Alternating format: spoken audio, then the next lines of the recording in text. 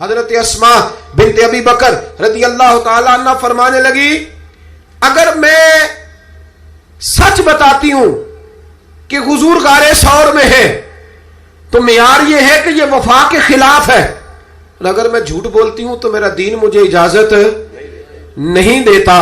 جناب اسما کھڑی ہے چوک میں، جوانوں یہ ہے جوانی، یہ ہے وقار کہ انسان اپنے کردار پر داغ نہ لگنے دے اور وہ معیار کے ساتھ میدان میں کھڑا رہے۔ فرماتی ہیں درجنوں لوگ تھے، میرے چہرے پہ نقاب تھا۔ ابو جہل نے پھر پوچھا بتاتی کیوں نہیں؟ کہتے 1 منٹ تھا فیصلہ کرنے کے لیے، پھر میں نے فیصلہ کیا عشق بھی بچانا ہے اور دین بھی بچانا ہے۔ فرماتی ہے میں نے فوراً کہا، میں نے کہا ابو جہل سن، پھر اگر تو سوال سے باز نہیں آتا تو سن، میں صدیق کی بیٹی ہوں، جھوٹ نہیں بول سکتی، مجھے خبر ہے وہ دونوں کہاں ہیں، پر میں تمہیں بتاؤں گی نہیں۔ جا جتنی طاقت اور جرت ہے وہ لگا لے، پر میں تجھے بتاؤں گی میں تجھے خبر ہے۔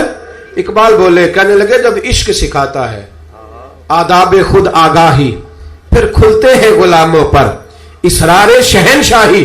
اتنا بڑا جملہ کہہ دیا، یہ وہی ہے کہ قوت عشق سے ہر پست کو بالا کر دے، دہر میں اسم محمد سے اجالا کر دے۔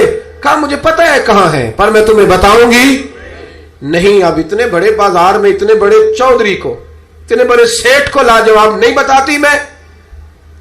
تو بزدل لوگ ہوتے ہیں، پھر جب دلیل ختم ہوتی ہے تو جھگڑا کرتے ہیں۔ ابو جہل نے ایک تھپڑ مارا۔ جناب اسما کہتی ہیں یہ سردار کا گھر تھا، کبھی کسی کی طاقت نہیں ہوئی تھی، پر یہ تھپڑ بھی میں نے نبی کے نام پہ کھایا۔ فرماتی ہیں میں زمین پہ گری، میرے کان میں بالی تھی، وہ ٹکرائی ایک پتھر سے، خون بہنے لگا۔ لوگوں نے ابو جہل کو پکڑا، حیا کر، بچیوں کے اور عورتوں کے منہ لگتا ہے، اسے لے گئے۔ فرماتی ہیں میں اسی طرح اٹھی، اٹھ کے میں نے چہرے پر پھر سے کپڑا لپیٹا، خون کو چھپایا اور پھر روٹی پکانے لگی۔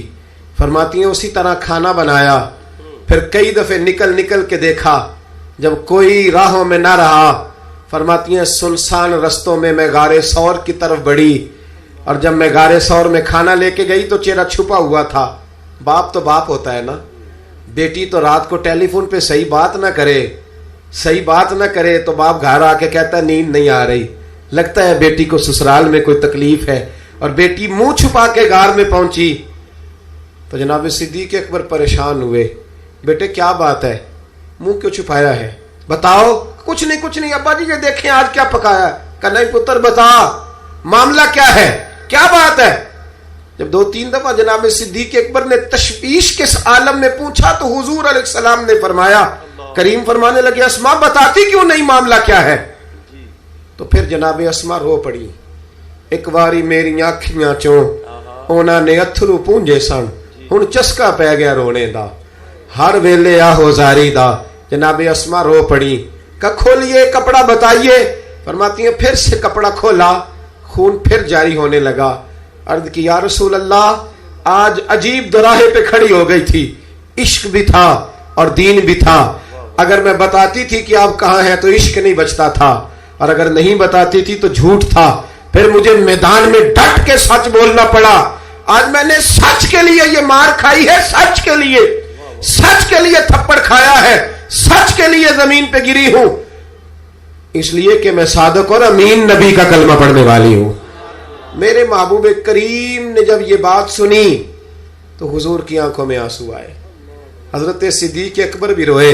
اب حضور نے دعا دی، سچوں کو دعا دی، سچوں کو ہاتھ اٹھا کے دعا دی اور کہا اے اللہ میں ابو بکر سے راضی ہوں، تو بھی اس سے راضی ہو جا، میں راضی۔ اور بھائی اچھی ویڈیوز کے لیے اس چینل کو سبسکرائب کر دیں اور ساتھ لگے بیل آئیکن پر کلک کریں۔